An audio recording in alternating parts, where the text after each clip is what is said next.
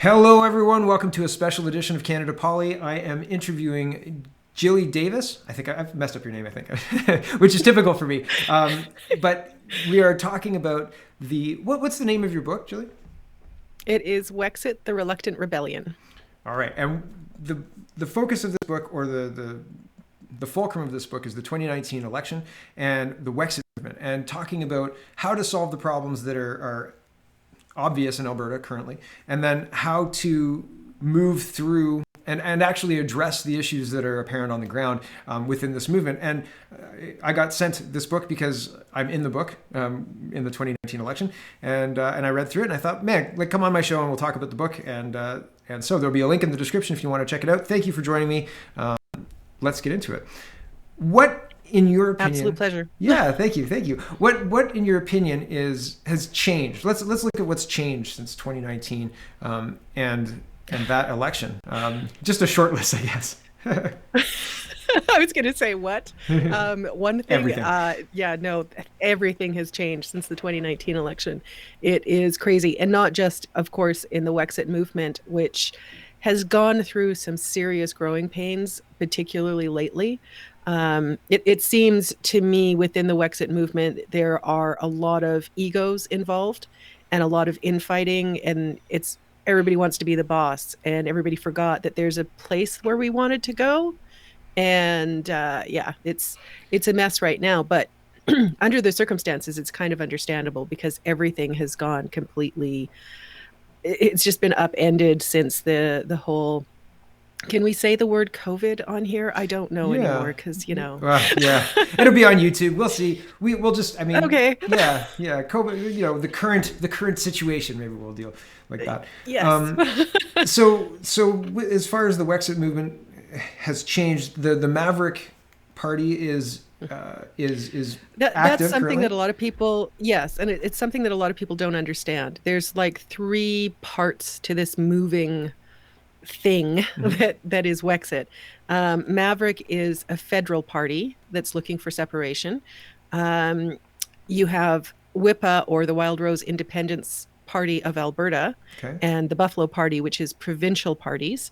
And then you have the Wexit movement, which is sort of the movement as a whole. It's not political so much as a political movement. Yeah, right. So like not party, just Yeah, like looking at the separatist movement in Quebec, like as a whole, Yeah. right? Not looking at the individual parts.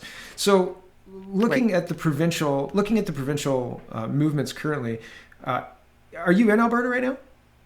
I am. I'm in Calgary. I'm sorry. did you see I know, Nenchi's? it's like that used to be a good thing, but yeah.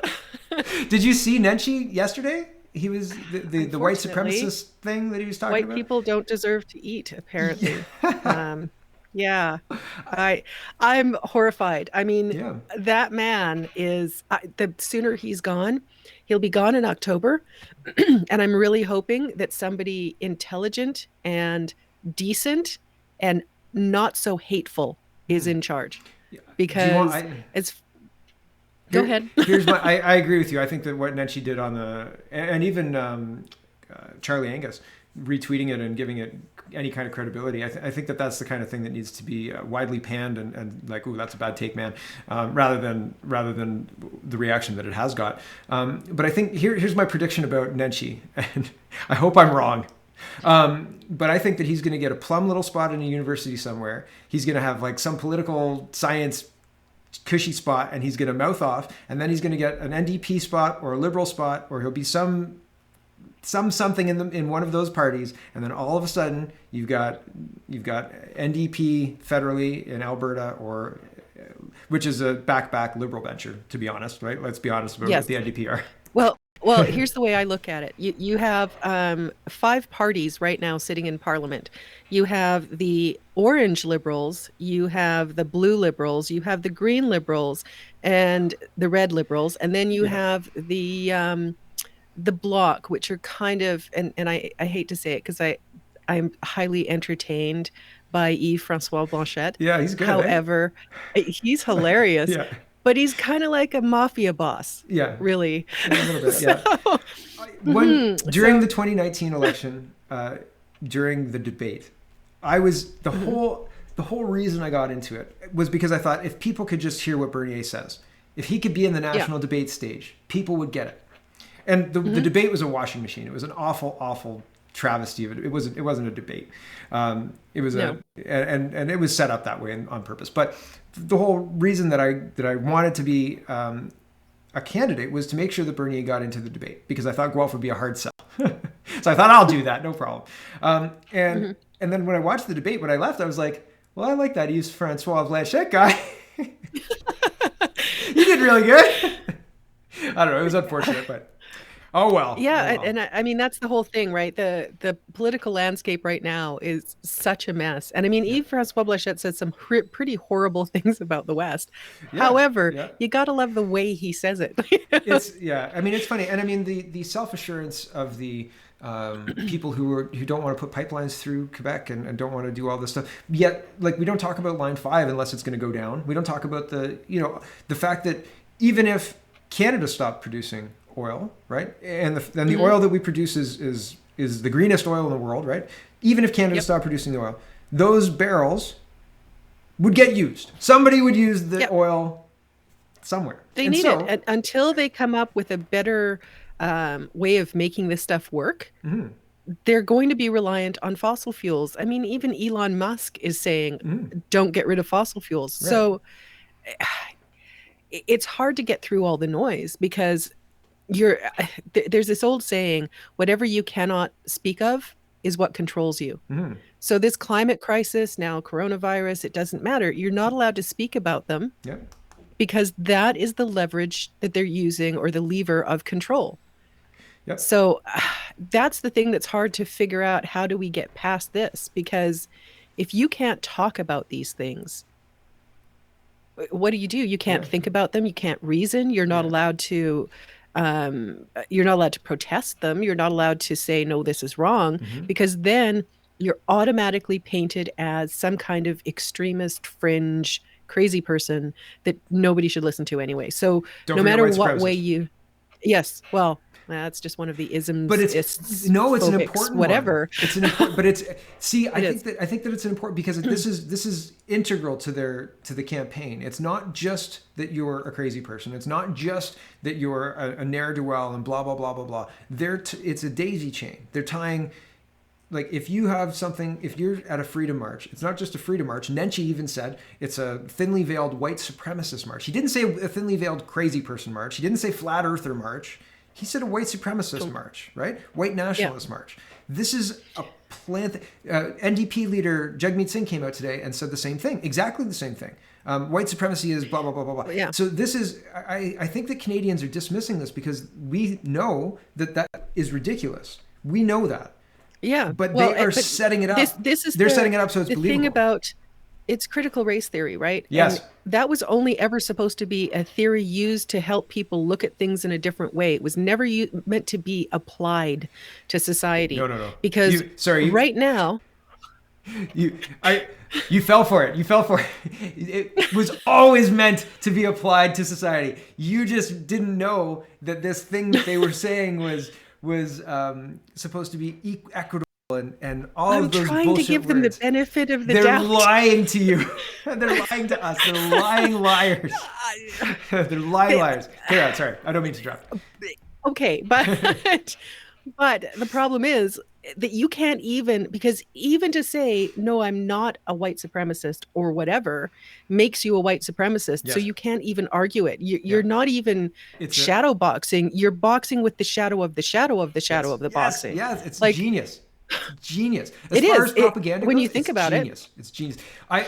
You look at the way that the Liberal Party is set up. No matter what you complain about, it's always either homophobic, racist, misogynistic. Like, you say Tam is terrible. Well, now that's racist. I mean, myself as a woman, I have internal misogyny.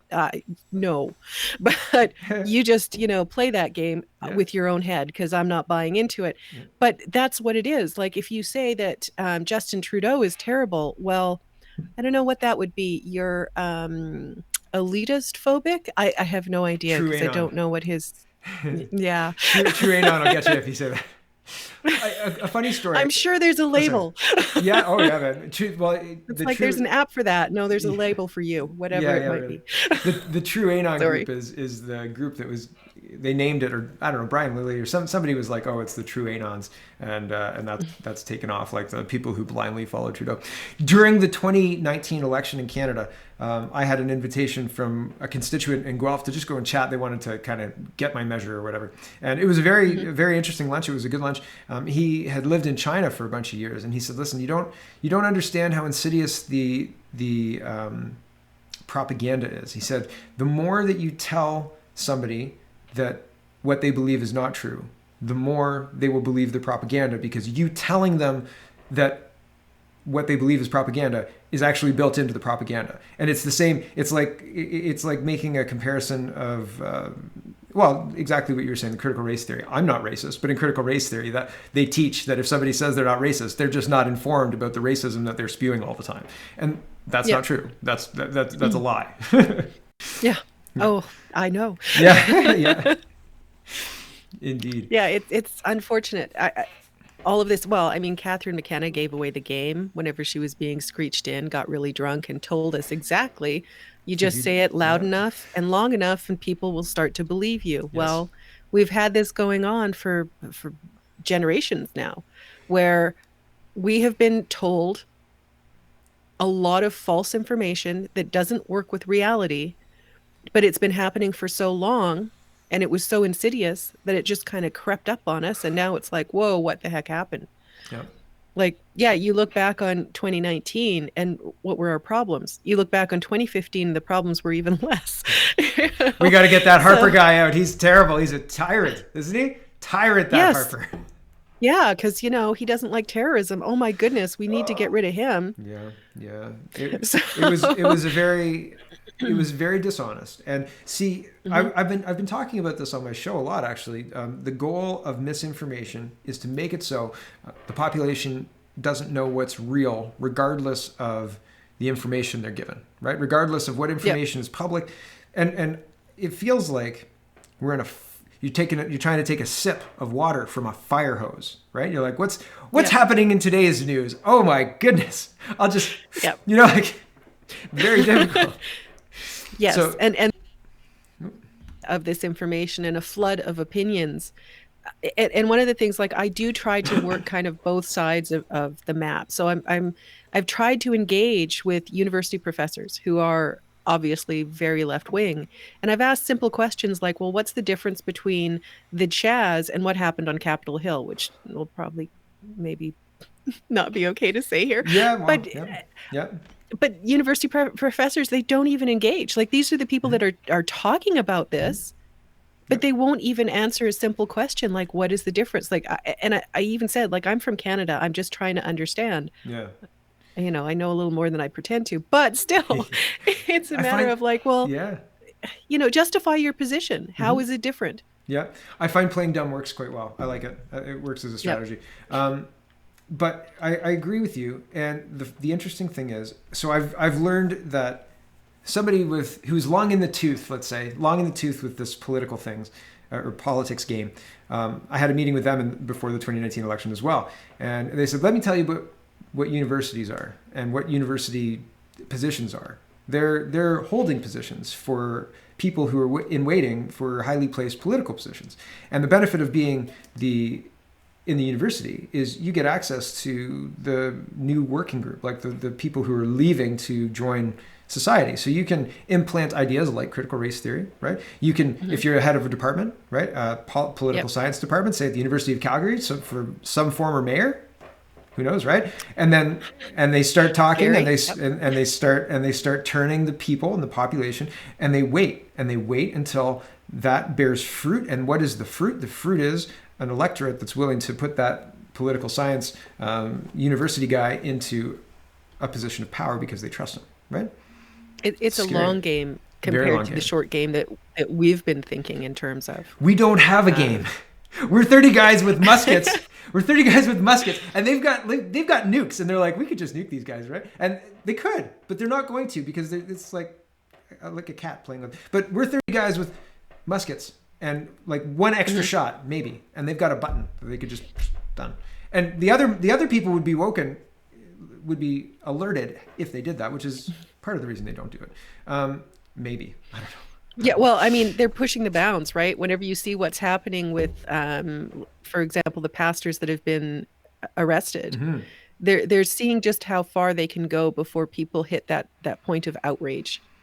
And they have to do it gingerly and gently, and they're using the crisis to be able to push those bounds and just see just how far can we go. If we give you this shiny pony to look at, then whenever we're doing stuff over here, are you going to be aware of it? Or are you going to, make this more important than this bad stuff that's going on over here? Yeah. It's like, it's horrendous, but it's like a magic trick. Yeah. Yes. I totally agree. It's like Bill C-10. So I think Bill C-10 is so bad that they knew that they would never get anywhere with it. If they get somewhere with it, they'd take it. They'd take the win. They'd be like, it's like there's 4 seconds left and you're at the one blue line, like you're 2 blue lines away, and you fire it off at the net and you think it's never going to get there in time. And then you get a goal and you're like, well, that's great. And it's right? also, if you think about it, it's also tenderizing the populace. So if you put out something really outrageous, and right now it's crazy, right? Right now it's horrible. 6 months later, you come back with it. Same thing, maybe even worse. Yep. But by then it's already in the zeitgeist. People are already thinking about this. Yep. And already going, well, maybe, and you do some, like over those 6 months, you start doing some serious propaganda in how bad hate speech is. Yep. Then you've got people going, oh yeah, well, maybe this was a good idea. Yep. Right? Yeah. So it's two-pronged. Yeah. And the outrage mob on the second introduction, right, is less because it's already been desensitized, as you said. Exactly. So we're in a bad situation, and you made it into the book because of what happened in the 2019 election when you were censored on Twitter. Yep. And I talked about Adam Daniel Mizet as well, who also had his Twitter account taken down because, he was criticizing Trudeau. So what? Yep. Isn't that supposed to be our right in a free and democratic society? Should be. And what happened to you was absolutely outrageous because it goes against electoral rules. Yep. But I said during the 2018 Toronto mayoral race that they were workshopping, I think that was October 2018, that they were workshopping the Faith Goldie plan, the Faith Goldie blueprint, right? Call this person racist. Yep. Remove them from any mainstream media, and then say, well, it's because they're racist. That's that, and they're going to do it nationwide, and exactly that happened. I wanted to be wrong. I hope I'm wrong. Yep. Yeah, unfortunately, they just turned up the heat on it and went after an entire political party, and we still don't really know for sure who it was that was behind it, but I don't think it really matters either, whether it was the CCP or no CP, whatever. CPC, CCP, all the same. There's too many letters. Yes, indeed. It's very insidious. So the place that we find ourselves in is, I said in the green room, who would have thought that I would have thought that going back to the 2019 election would be better. You know what I mean? Like, that's a better place than we're in now. And it's like where we're in now is very, very, man, there's so much. Oh, that's what I was going to say. In C10, they put a bill out that is so bad that they knew it was a distraction. It was so bad that they knew that it was going to take up all the oxygen in the room and all of the stuff that's going to happen along with that. That's the distraction over here. And then what they're actually doing is they're removing free speech. They're making illegal protests. They're making illegal even inviting people to anything, which violates our charter. They're making de facto laws with medical officers of health and doing end runs around it by removing provincial services if you don't pay fines. They're making all of these moves while putting things out like C10, which is a sacrificial lamb. They know it's not going to work. If they get the goal on it, they'll take it, but they know it's not going to work. And I go back to, there's a couple of things. Just recently, the carbon tax being overthrown by the Supreme Court. So we have a Supreme Court, and we've had it for a while, like I would say since 1982 and the Constitution patriation. But anyway, we have a judiciary that has no checks and balances on it, and they're making decisions. Their one job is to hold up the supreme law of Canada, but they're able to throw that out whenever they deem something an existential threat. Right. So if you have such a flimsy supreme law and cowards not willing to hold it up, then you don't have any real, like, how can you force any laws within a country if the supreme law doesn't count? That's kind Good of where question. we're at right now, Yeah. right? Like, Yeah. do Well, any laws count whenever the supreme law, that's supposed to make sure that all the other laws work, right? Yep. Yeah. So without that, and anybody to hold it up or be a champion for it, then what? Do we have a country? Yeah. Well, and that's what I'm worried about, right? I think that's the. I like to play games out, and I'm bad at chess. I wish I was better at chess. Bad at chess, but I like to play chess. I think it's fun. But I'm like, okay, if he moves here, then I'm gonna move here. So I like to play the game out, and I like to watch what's coming, and or to speculate on what's coming, because who knows what's coming. But playing this game out, it doesn't seem like. Well, when my son and I play Snakes and Ladders, and he's on 91 and I'm on 7. Playing the game out a few turns, I probably lose. It looks similar, and I don't know that anybody. There are people like you, and there are hundreds of us probably across Canada who care deeply about what's going on. Maybe thousands, maybe, but not sure. Dozens of us. There are dozens. But there are some people who There's care. a handful at least. Right, exactly. See, and everybody else, it seems like they're willing to just kind of go along. Well, you made the comparison to Gamergate, and I thought it was a good comparison, because this is Gamergate on steroids about everything. Like Gamergate 5.1. Yeah, right, exactly. And so, like, how responding to Gamergate was kind of like the people who felt vindicated afterwards, or who exposed everything, and they were like, this happened. Really, this happened. Everybody kind of went, yep. And maybe we should have taken heed then. Maybe we should have realized then that they were viewing us as the enemy. Maybe we should have realized then that this blueprint, like the Faith Goldie blueprint that they took national, they're going to just take it national, and they're just gonna sit there and ignore you and shut you down, gaslight you into submission. And that's, and then give you enough fentanyl to kill yourself. In Gamergate, whenever it was like the people that just the general consumers, most of them didn't even know what the heck was going on. Yep. And I think the same thing is happening now. Most of the people have no idea what's going on because it's not in the mainstream media. And the thing that's really, for me, concerning is the mainstream media. There was a thing I watched recently. It was a documentary, and it was talking about fascism and the rise of fascism in Europe before World War II. And they had like this list of 3 things that you needed for it to happen again. And that was a media that is fully one-sided, which we have, mainstream media. That's, weak leadership. Well, yeah. Infiltrated. They're weak. Infiltrated. Yeah. And that's part of the weakness, right? I mean, you'll lie to the public, but you don't really do anything of any benefit to anybody. And that's definitely what's happening in our country right now. So the weak leadership, we've got that. And then the third thing was, if I remember correctly, a crisis, right? So they tried the climate crisis and that wasn't working. So then they moved on to like now the pandemic, and that seems to be working because that's got everybody in a tizzy. So you've got those 3 elements. So now the only thing that you need is a strong leader to come along with simple solutions for complex problems. I'm just waiting for that one to come up. Like, I don't know who it is. I don't know. I mean, people have said maybe Chrystia Freeland. I don't know if she's it. But someone could come along that maybe we're not even expecting, like that's not on the radar, that has that vision or that that thing that they can tell everybody, all we need to do is blah, and I'll solve all your problems and life will be wonderful.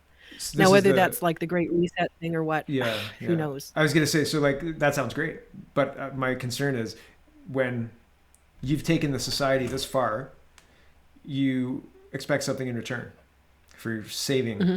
the society, the problems, right? So it's like Yep. all you have to do is be communist, and then all the Yep. problems stop, and we all get to go back to normal, except that now you're communist, right? Like, Yep. and then people would be like, well, if we get to go back to normal though, just put the jab in your arm. Like, no, Yeah. Well, and that's what's happening, right? It's yeah. just, yeah, the jab in your arm is going to solve all your problems, That maybe that's but it. Maybe that's the thing. But public, the population didn't go along with it, right? They're like, no, right? And mhm. they don't have the vaccine uptake. Who knows? I've heard rumors today that Doug Ford is going to keep. Are you Oh, printing something? great. It's okay. No, I thought I had turned off my phone, and apparently I didn't. That's not good. That's not good. But apparently, Doug Ford has extended the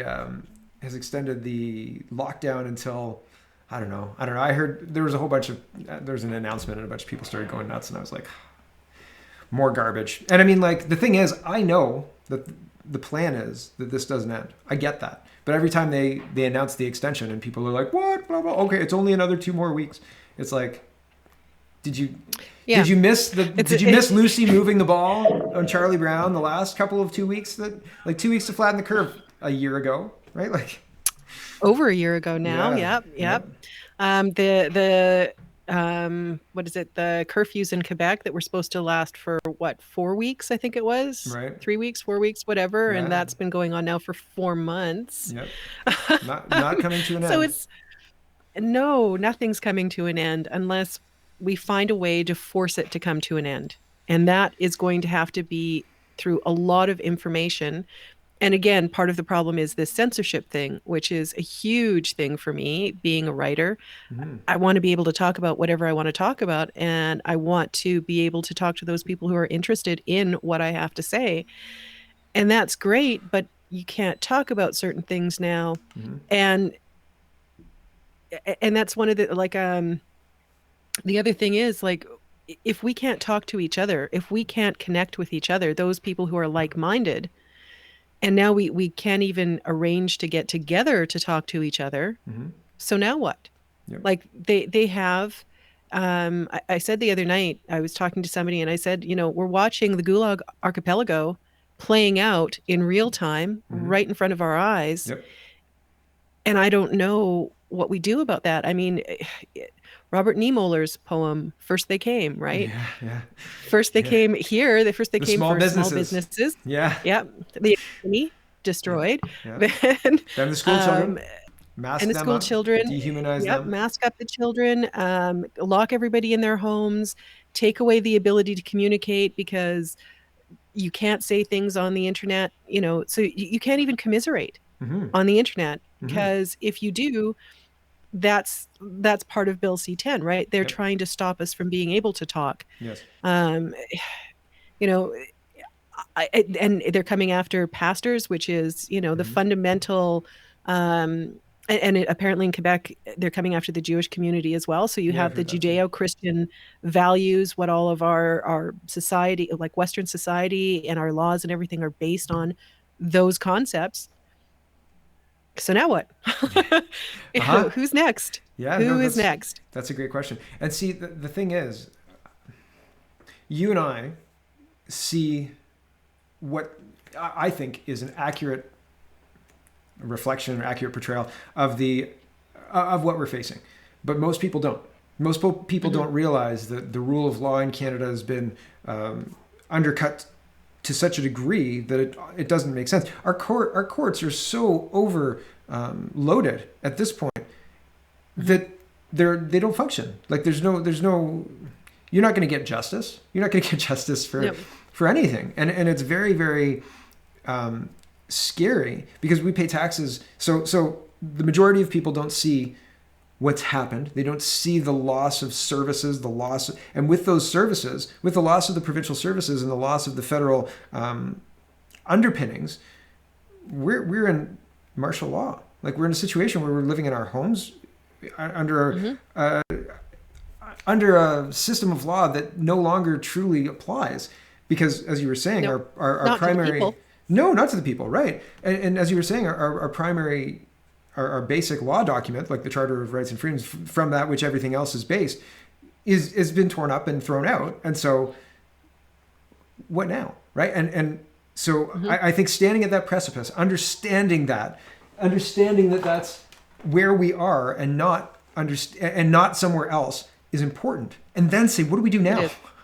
Right? And so Yeah. how do we get other people up to that speed, right? And that's going to be the hard part, because they're cutting off every possible way that we have to inform people of what's the truth and what's going on. And so it's difficult. And I don't have the answers. I've been asking for well over a decade now. To like ever since, well, how long ago was Gamergate? That's more than a decade now. Ever since then, I've been asking, like, well, what do we do? How do we combat this? And nobody has any answers, and we don't seem to be getting any further ahead. I've put forth, like, we're going to have to go with some old-fashioned tactics, like, I don't know, maybe snail mail, kind of writing to your MPs, writing to your mayors, writing to your city councilors, whatever. Because maybe a paper trail is going to be one of the ways, like blanket them in paper. It used to work. Maybe it'll work again. And I know nobody likes to use paper because, reasons. But, but at the same time, I mean, what other methods do we have? If we get shut down, nobody can have that conversation. We're shut down. We're packed. Well, so that's we're like definitely that's marginalized. Very marginalized. Right? But the thing is, because you can go to BitChute, you can go to these other places, but there's not, the normies aren't there. The normies are on YouTube. Not yet. Right? Yeah, that's true. I was going to say something. I can't remember what it is now. Darn it. No, that's okay. Because it's all right. No, it's gone. That's all right.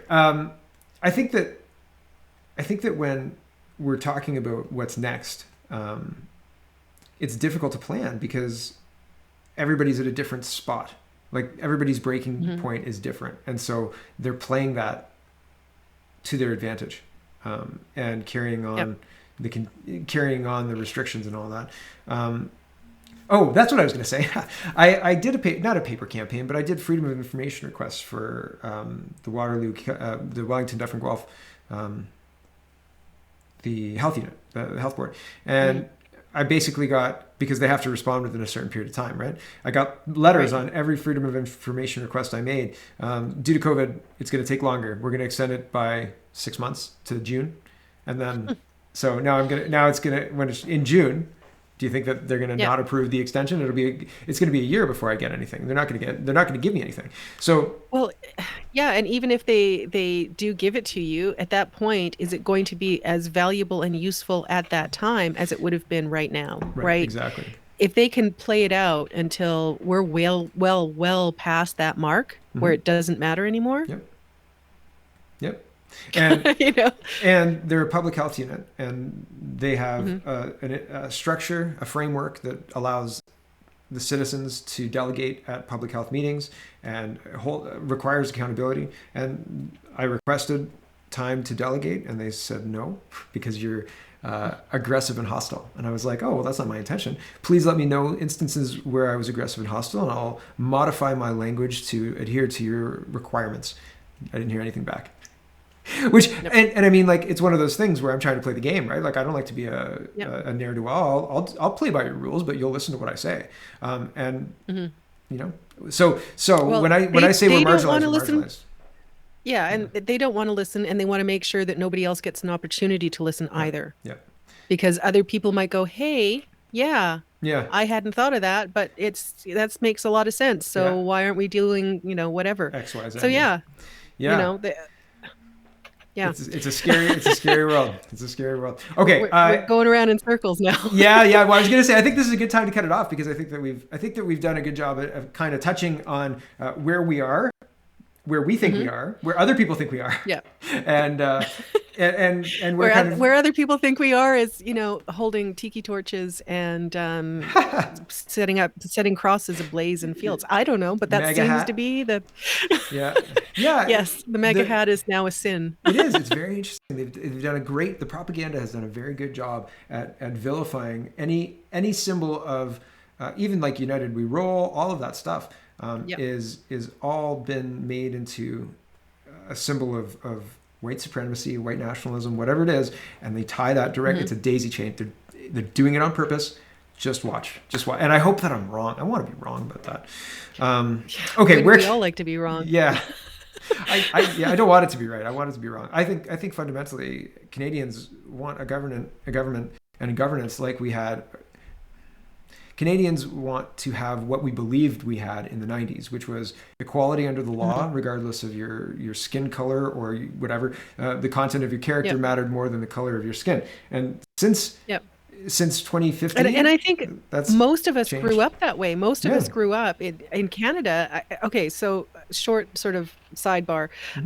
I spent most of my life in Canada, but as a teenager, my parents divorced and my mom took me back to Northern Ireland. Well, that was one heck of an eye-opener for anybody because the Troubles were going on at that time. And it was the mid-'80s. And I really learned the beauty of Canada. And that's the thing. The concept of Canada is something I would love to preserve if we possibly can. But it's been so corrupted because like being able to see the difference and the hate between two groups of people who are quite often related to each other compared to Canada where I grew up, where it didn't matter where you came from. In fact, we championed those differences. We appreciated each other's differences and cultures. We made a big deal out of it and that we get along on this common ground here in Canada. Yeah. And since 2015 in particular, that has been eaten away bit by bit. And that is the sad part about this concept of Canada is that they're taking it away from us. This beautiful thing that we had here, they have been slowly but surely eroding it and destroying it right before our eyes. And we can't seem to get past that idea of, you know what, we actually are all in this together, but not in the way they say we're all in this together. Right. We're all in this together being sold out by these crazy people moving our country. All right. Exactly. Thank you very much for spending time with me today. I appreciate it. Thank you for having me. Any final words and where can they find you? Do you have a website or something like that? I'm going to put it in the description as well, but plug away. Well, the website is coming. Okay. I have a tech guy that's been working on it and it's taking time, but it will eventually be there. It'll be just thereluctantrebellion.com. I am on all the social medias. I think you can find all the links at gillydavis.com. And the book is on Amazon. So just go to whatever Amazon that you have if you want to have it there or if you want to find it there. But generally, I'm around. Cool. I'm on the socials, commenting, wonderful. Being a pest. So. Me too. We should talk. We should get together and talk about the trolls one day. We'll do mean tweets. We'll do a version of mean tweets. Yes, love it. It's super fun. Mean tweets, Canada style. All right. Thank you for watching, everybody. Thank you for joining me today, Gilly. And that's it. I think that it's important to have conversations like this. I think that it's important to find out, to orient yourself to what's happening in Canada because it's hard and it's hard on purpose. The people who are in charge of our government currently are doing things that don't seem to make a lot of sense to a lot of people, but we're not very good or effective at getting together and having one voice about what we're upset about. So, but that's not the reason this is happening. It's not our fault that this is happening, I don't think. But I think it's important to sit down and talk and have an idea of where we are, because if we don't know where we are, we can't plan where we're going. And currently, we're not doing that. We're not doing that well. Anyway, thanks for watching, everybody.